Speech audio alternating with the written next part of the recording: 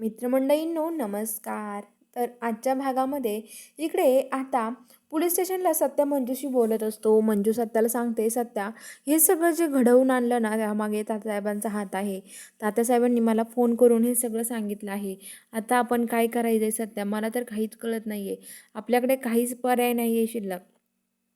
आपण काय करू शकतो तूच सांग सत्या आता. तर सत्या म्हणतो, वाघमारे तुम्ही काळजी करू नका, मी आता एक प्लॅन करणार आहे. मी आता आहे ना माझ्या घरी जाणार आहे, कारण की मला हे सगळं व्यवस्थित करण्यासाठी घरी राहावं लागेल. मी तिथे घरी असलो म्हणजे सगळं काही व्यवस्थित होईल, असं सत्याचं म्हणणं असतं. आणि आता मंजू म्हणते, अरे सत्या तू तिथे जायचं म्हणतोय, पण तू जाणार कसा तिथे? अरे तुला कोणी ओळखलं मग काय करशील तू?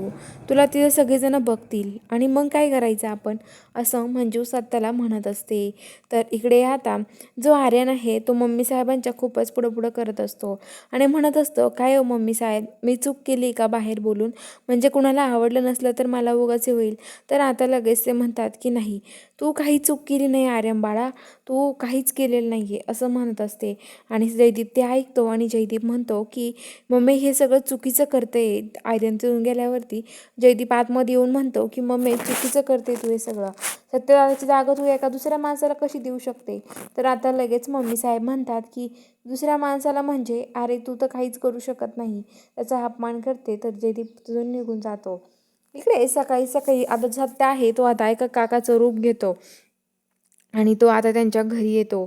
तिथे आल्यावरती आता लगेच जो सत्य आहे तो तिथे येतो आणि तिथे आल्यावरती तो आता तिथे बाहेर उभा असतो आणि काकाचं रूप घेऊन आलेला असतो. तर आता सगळेजण तिथे वाट बघत असतात त्याची. सत्य तिथे जातो आणि तिथे आल्यावरती सत्य मंजूर म्हणते की सत्य तू? तर सत्य म्हणतो की हो बघा, मी सगळ्यांचा बाप बनून आलो इथे. आणि आता लगेच सत्य जो असतो तो तिथे गेल्यावरती आता तो म्हणतो की कुठं आहे सत्याची बायको, कुठे या घरची लक्ष्मी, हिला मान सन्मानाने घरी घेऊन यायचं, असं मम्मी साहेबांना सांगतो. आता बघूया पुढील भागात नक्की काय करणार आहे मम्मी साहेब. खरंच मंजूला घेऊन येतील का घरात? हे सगळं बघायला आपल्या चॅनलला सबस्क्राईब करा.